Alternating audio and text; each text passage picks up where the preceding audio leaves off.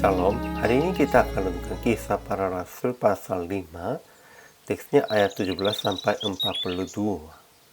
Dan sudah dibagi 3 paragraf.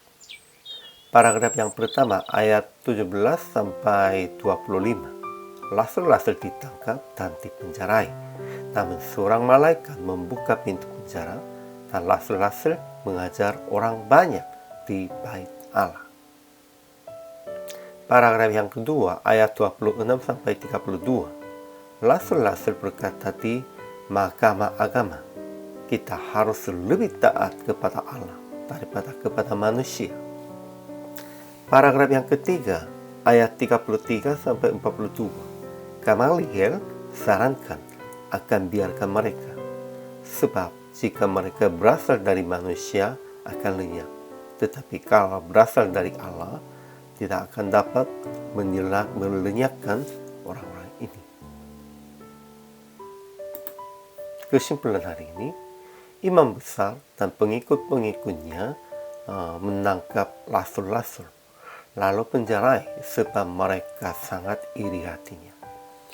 Namun waktu malam, seorang malaikat membuka pintu penjara dan berkata kepada mereka, beritakanlah seluruh firman hidup itu kepada orang banyak.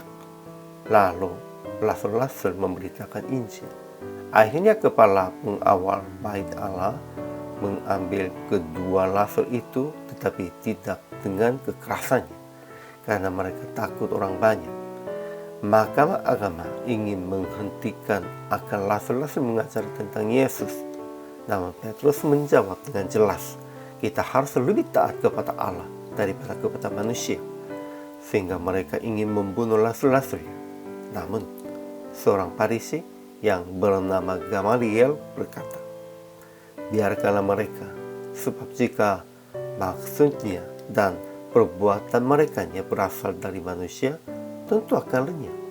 Tapi kalau berasal dari Allah, kamu tidak akan dapat melenyapkan orang-orang ini.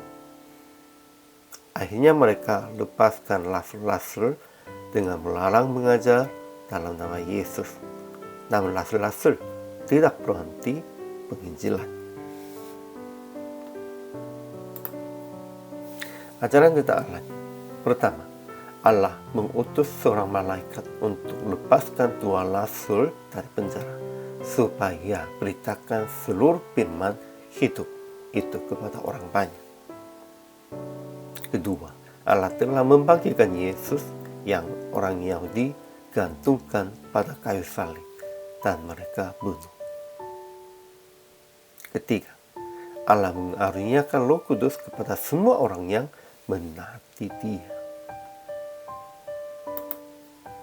Ajaran tentang manusianya. Pertama, imam besar dan orang-orang Saduki menangkap rasul-rasul dan penjarai mereka. Tetapi rasul-rasul dilepaskan oleh malaikat. Jadi imam besar dan orang-orang Saduki tangkap lagi rasul-rasul dan sekali lagi melarang memberitakan tentang Yesus, sebab mereka berpikir bahwa rasul-rasul hendak mendanggungkan darah orang itu kepadanya. Kedua, rasul-rasul tetap berani dan menjelaskan akan taat kepada Allah. Ketiga, Gamaliel sarankan akan biarkan mereka, sebab jika mereka berasal dari manusia akan lenyap, tetapi kalau berasal dari Allah tidak akan dapat melenyapkan orang-orang ini. Sehingga aplikasi hari ini. Pertama, tetap mengaku kesalahan dan menanggung upah itu. Sekalipun imam besar dan orang-orang Saduki dan orang-orang Yahudinya tidak mau mengakunya kesalahan dan tidak mau menanggungnya upah itu, kita harus mengaku kesalahan tentang dosa juga dan harus menanggung upah itu. Kalau begitu, Tuhan akan mengampuni. Kedua, sekalipun menderita dan mengalami kesulitan, tetap memberitakan Injil. Rasul-rasulnya dan orang-orang Kristen, orang-orang percaya pada zaman mula-mula sampai zaman ini, mereka tetap memberitakan Injil sekalipun menderita dan mengalami kesulitan.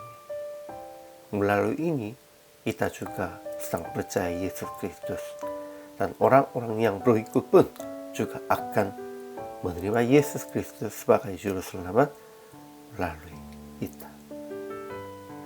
Ketiga, jangan menghakimi orang-orang dengan pandangannya sendiri. Ya, memang imam-imam besar dan orang-orang strategi hari ini menghakimi rasul-rasulnya. Namun Gamaliel katakan, jangan menghakimi. Dan itulah pandangan yang benar. Sehingga jangan menghakimi orang-orang dengan pandangannya sendiri.